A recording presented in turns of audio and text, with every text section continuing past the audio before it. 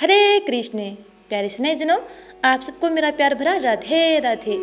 आपका दिन शुभ हो। आज हम स्तनपान करेंगे माघ मास महात्म्य का छठा अध्याय। वीडियो शुरू करने से पहले यदि आपने चैनल को सब्सक्राइब नहीं किया है तो चैनल को सब्सक्राइब कर बेल आइकन को जरूर दबा लीजिएगा ताकि आगे आने वाली वीडियो के नोटिफिकेशन आप तक टाइम पर पहुंचते रहे। आइए कथा स्तनपान करते हैं। पूर्व समय में सतयुग के उत्तम निषेध नामक नगर में हेम कुंडल नाम वाला कुबेर के सदृश धनी वैश्य रहता था, जो कुलीन, अच्छे काम करने वाला, देवता, अग्नि और ब्राह्मण की पूजा करने वाला, खेती का काम करता था। वह गौ, घोड़े, भैंस आदि का पालन करता था।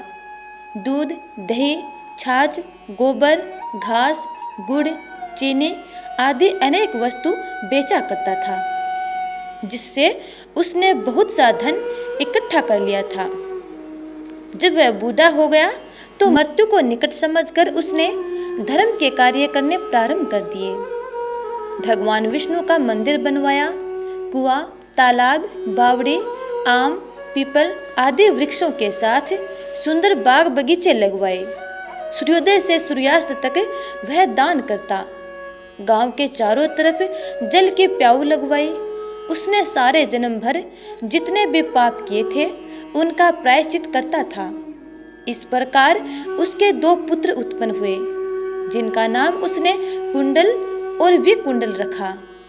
जब दोनों लड़के युवावस्था के हुए तो हेम कुंडल वैश्य गृहस्थी का सब कार्य सौंपकर तपस्या के निमित्त वन में चला गया और वहां विष्णु की आराधना में शरीर को सुखाकर अंत में विष्णु लोक को प्राप्त हुआ। उसके दोनों पुत्र लक्ष्मी के मद को प्राप्त होकर बुरे कर्मों में लग गए। वेश्यागामी वीणा और बाजे लेकर वेश्याओं के साथ गाते फिरते थे। अच्छे सुंदर वस्त्र पहनकर, सुगंधित तेल आदि लगाकर, भांड और खुशामदियों से घिरे हुए हाथी की सवारी और सुंदर घरों में रहते थे। इस प्रकार ऊपर बोए बीज के सदृश वह अपने धन को बुरे कामों में नष्ट करते थे। कभी किसी सत्पात्र को दान आदि नहीं करते थे, न ही कभी हवन, देवता या ब्राह्मण जी की सेवा तथा न ही विष्णु भगवान का पूजन करते थे। थोड़े दिनों में उनका सब धन नष्ट हो गया और वह दरिद्रता को प्राप्त होकर अत्यंत दुखी हो गए। भाई, जन, सेवक, उपजीवी सब इनको छोड़कर चले गए। तब इन्होंने चोरी आदि करना आरंभ कर दिया और राजा के भय से नगर को छोड़कर डाकुओं के साथ वन में रहने लगे और वहां अपने तीक्ष्ण बाणों से वन के पक्षी, हिरण आदि पशु तथा हिंसक जीवों को मारकर खाने लगे। एक समय इनमें से एक पर्वत पर गया, जिसको सिंह मारकर खा गया, और दूसरा वन को गया, जो काले सर्प के डसने से मर गया। तब यमराज के दूत उन दोनों को बांधकर यम के पास लाए और कहने लगे कि महाराज, इन दोनों पापियों के लिए क्या आज्ञा है। अब यमराज उनको क्या सजा देते हैं, ये हम अगले अध्याय में स्तनपान करेंगे। अब स्तनपान करते हैं बाल कृष्ण की प्यारी सी लीला।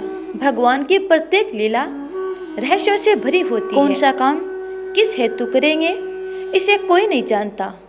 उनकी लीला का हेतु होता है अपने भक्तों को आनंद देना, उन्हें भव बंधन से मुक्त करना। भगवान के वरदान से यशोदा जी को ऐसा दुर्लभ प्रसाद मिला कि वे भगवान श्री कृष्ण को रस्सी से ऊंखल में बांध सकी।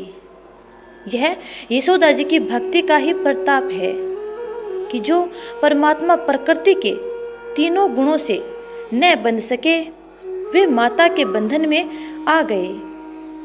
भगवान जीवों के कल्याण के लिए बंधन भी स्वीकार करते हैं।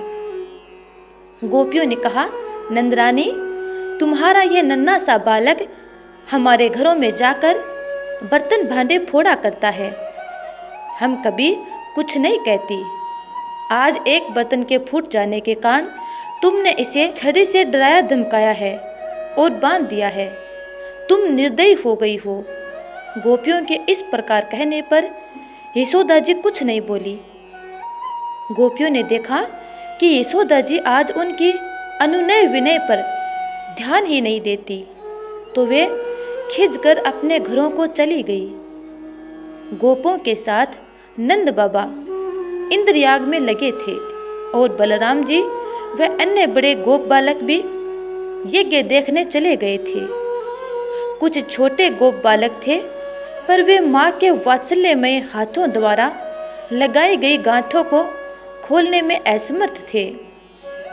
वे सब सोच रहे थे कि कन्हैया को हमारे लिए बंधना पड़ा है, अतः आज वे अपने घर नहीं गए। यशोदा माता कन्हैया को बांधकर दही मथने चली गई।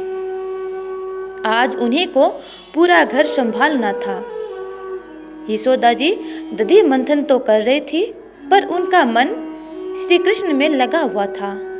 वे मन ही मन सोच रही थी कि कन्हैया को बांधकर मैंने अच्छा नहीं किया, पर क्या करूं, इसे तो चोरी की आदत पड़ गई है, उसे तो छुड़ाना ही होगा।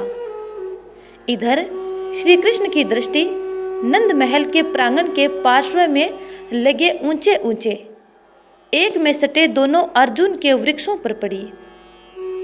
दामोदर भगवान ने सोचा कि आज मैं बैलगाड़ी की लीला करूंगा। मैं बैल बनूंगा और ऊंखल गाड़ी बनेगा। इस ऊंखल को मैं बैलगाड़ी की तरह खींचूंगा। श्री कृष्ण ने जोर लगाकर ऊंखल गिरा लिया और हाथ तथा घुटनों के बल से खींचते कमर में रस्सी से बंधे ये दामोदर यमलार्जुन वृक्षों की तरफ चलने लगे। ये यमलार्जुन पूर्व जन्म में भगवान के भक्त यक्षराज कुबेर के पुत्र थे। इनका नाम नल कुबेर और मणिग्रीव था। ये रुद्र भगवान के अनुचर यानी सेवक थे। इनके पास धन, सौंदर्य व ऐश्वर्य की पूर्णता थी, अर्थात संपत्ति और शक्ति की पराकाष्ठा। इसलिए इनको बड़ा घमंड हो गया। इन्हें धन व ऐश्वर्य बिना मेहनत के अपने पिता से मिला था। बिना मेहनत से प्राप्त धन मनुष्य की बुद्धि भ्रष्ट कर देता है। देवर्षि नारद के शापवश ये दोनों वृक्ष योनि को प्राप्त हुए और नंद महल के प्रांगण के पार्श्व में एक ही साथ अर्जुन के वृक्ष बने, इसलिए इन्हें यमलार्जुन कहते हैं। देवर्षि नारद के शाप देने के दो कारण थे। एक तो वे इन पर अनुग्रह यानी उनके मद को नाश करना चाहते थे, और दूसरे इन्हें श्री कृष्ण की प्राप्ति हो जाए। एक दिन ये दोनों नल कुबेर और मणिग्रीव मंदाकिनी के तट पर कैलाश के रमणीय उपवन में सुरापान करके नंगे होकर गंगा जी में स्त्रियों के साथ जल क्रीड़ा कर रहे थे।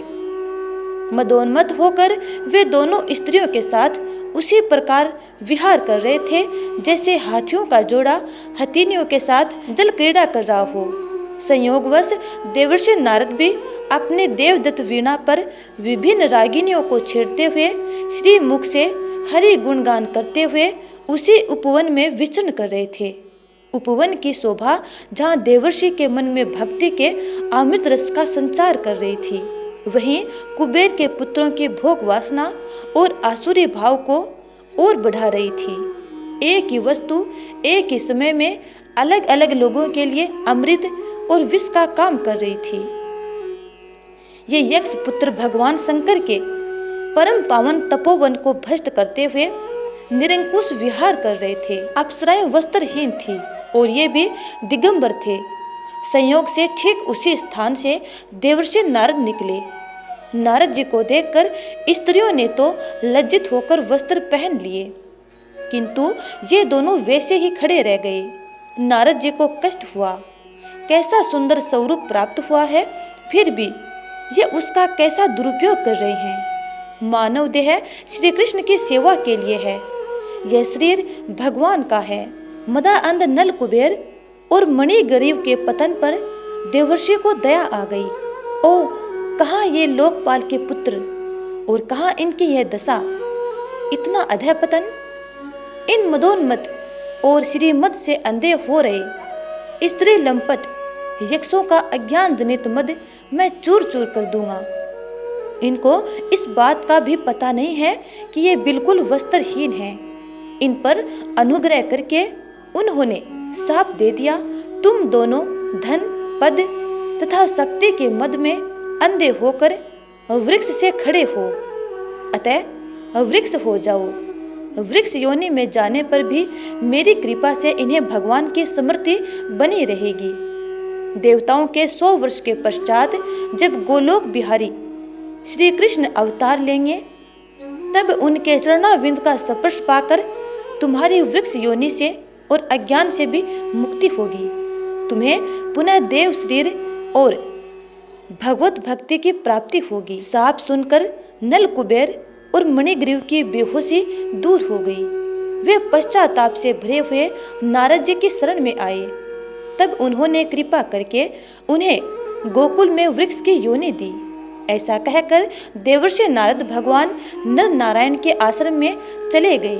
इधर नारद जी नर नारायण के आश्रम पहुँचे और उधर नल कुबेर और मणिग्रीव यमलार्जुन बने उस नंद महल के प्रांगण के पार्श्व में खड़े हैं और अपनी शाखाओं व पत्तों को हिला हिलाकर बड़ी आतुरता से श्री कृष्ण का आह्वान कर रहे हैं। भगवान अपनी बात भले ही झूठी कर दें, लेकिन अपने भक्त की बात कभी झूठी नहीं करते। भगवान जैसा भक्त वत्सल और भक्त परतंत्र तो और कोई है ही नहीं। वे स्वयं कहते हैं, अहम भक्त पराधीन है। इधर श्री कृष्ण के सखाओं की दशा भी बड़ी विचित्र हो रही थी। वे अपने प्रिय सखा को माता के बंधन से मुक्त करने के लिए अत्यंत व्याकुल थे। वे बार बार जाकर देखते कि माता क्या कर रही हैं। फिर वे अपने मित्र का बंधन खोलने में लग जाते, पर गांठ खुलना तो दूर, उनसे गांठ हिली तक नहीं। वे नहीं जानते कि माता ने गांठ लगाते समय अपने हृदय के अनंत वात्सल्य की सारी स्निग्धता उसमें भर दी है। इसलिए माता के द्वारा लगाई गई ये गांठ कोई खोलने में समर्थ नहीं है। संसार के समस्त प्राणियों का भव बंधन संकल्प मात्र से खोल देने की सामर्थ्य रखने वाले श्री कृष्ण में आज वह शक्ति नहीं कि वे यशोदा माता द्वारा लगाए गए बंधन को खोल सकें। सखा मंडली उदास होकर श्री कृष्ण के मुख चंद्र की ओर देखने लगती है। भगवान श्री कृष्ण बंधन में बंधकर उन कुबेर पुत्रों के उद्धार के लिए आ पहुँचे। उनकी गाड़ी लीला अब पूरी हो गई और मोक्ष लीला प्रारंभ हो गई।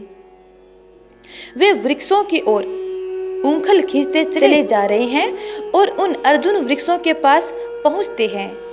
श्री कृष्ण को निकट आया देखकर उन यमलार्जुन की क्या दशा हुई, इसे कौन बता सकता है। वृक्षों में भी संवेदना शक्ति होती है। फिर इन्हें तो पूर्व के देव जीवन से लेकर अब तक की समस्त स्मृति है, यानी सब कुछ याद है। 100 देव वर्षों की लंबी प्रतीक्षा के बाद अपने उद्धार का क्षण उपस्थित देखकर और स्वयं भगवान श्री कृष्ण को अपने इतने निकट पाकर उनके हृदय में क्या क्या भाव उमड़ रहे थे, इसे वे ही जानते हैं अथवा अंतर्यामी श्री कृष्ण ही जानते हैं। अखंड ब्रह्मांड नायक भगवान श्री कृष्ण को दामोदर बने देखकर वह यमलार्जुन अपने शाखाओं व पत्रों सहित चंचल हो उठे और जोर जोर से हिलकर नाचने लगे। भगवान दामोदर ने सोचा, अब विलंब का समय नहीं है, कहीं यशोदा माता न आ जाए, और वे दोनों वृक्षों के बीच में घुस गए। वृक्षों के बीच में जाने का आशय है कि भगवान जिसके अंतर्देश में प्रवेश करते हैं उसके जीवन में कलेश जड़ता नहीं रहती। दोनों वृक्षों के बीच श्री कृष्ण तो निकल गए, किंतु उखल तिरछा होकर अटक गया। दामोदर श्री कृष्ण अपने कटी से बंधे उखल को तनिक अपनी ओर खींच लेते हैं। बस अब जो खींचा उन सर्वेश्वर ने तो दोनों वृक्षों की पृथ्वी में धसी जड़ें उखड़ गई और पेड़ों के तने, शाखाएं, छोटी छोटी डालियां और एक एक पत्ता कांप उठा। देखते ही देखते वे बड़ा भारी शब्द करते हुए भूमि पर गिर पड़े।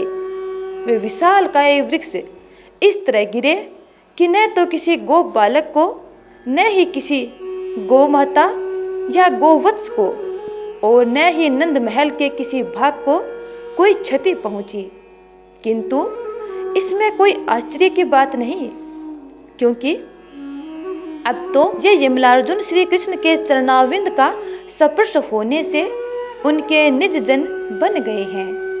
उनमें भक्तों के समस्त गुणों का समावेश हो गया है।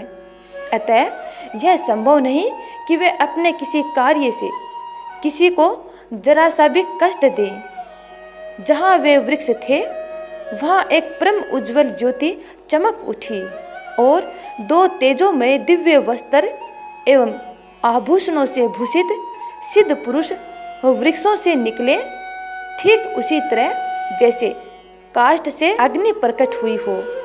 ये दोनों और कोई नहीं बल्कि नल कुबेर और मणिग्रीव हैं।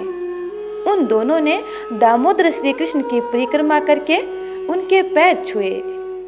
उन्होंने निर्मल मन से हाथ जोड़कर उखल से रस्सी में बंधे पुराण पुरुष दामोदर की स्तुति की और उन दोनों ने भगवान श्री कृष्ण की स्तुति करके नलकुबेर और मणिग्रीव ने प्रत्येक इंद्रिय के लिए भक्ति रस की याचना की। तब भगवान ने हंसते हुए कहा, मैं मुक्त रहता हूँ। तब बंधन में बंधा जीव मेरी स्तुति करता है, परंतु आज विपरीत स्थिति है। मैं बंधन में बंधा हूँ और मुक्त जीव मेरी स्तुति कर रहे हैं। तुम लोगों को संसार चक्कर से छुड़ाने वाली मेरी अनन्य भक्ति प्राप्त हो चुकी है। वृक्ष योनि तो तुम्हें मेरी परमा भक्ति की प्राप्ति करा देने के लिए प्राप्त हुई थी, बंधन के लिए नहीं। मुक्ति तो तुम्हें उस दिन ही मिल चुकी थी जिस दिन तुम्हें देवर्षि नारद के दर्शन हुए। अतः अब तुम लोग अपने अपने घर जाओ। कुबेर पुत्रों ने उखल को आशीर्वाद देते हुए कहा, उखल तुम सदा श्री कृष्ण के गुणों से बंधे रहो। फिर उखल में बंधे भगवान श्री कृष्ण की प्रदक्षिणा कर और उनको अपने हृदय में संजोए हुए भगवान श्री कृष्ण से कहा, तुम सदा गुणशाली रहना, निर्गुण कभी मत हो जाना, क्योंकि गुण तुमसे बंधा रहेगा। रस्सी तुमसे बंधी रहेगी तो हमारे जैसों का उद्धार होता रहेगा। इतना कहकर वे उत्तर दिशा की ओर चले गए। देवर्षि नारद के प्रति उनके मन में असीम कृतज्ञता उमड़ आई, क्योंकि उनकी कृपा से ही वे आज ब्रह्मांड नायक को इस अभिनव शिशु वेश में देख पा रहे हैं और उनका रोम रोम वर्ज के कण कण को धन्य धन्य कह रहा था। तो प्यारे स्नेहजनों, ये था माघ मास महात्म्य में और भगवान श्री कृष्ण की दामोदर लीला। उम्मीद करती हूँ कि आपको ये कथा अच्छी लगी है। यदि अच्छी लगी है तो लाइक कमेंट कर देना और अगले वीडियो का यानी अगले अध्याय का इंतजार करना। तब तक के लिए जय श्री राधे।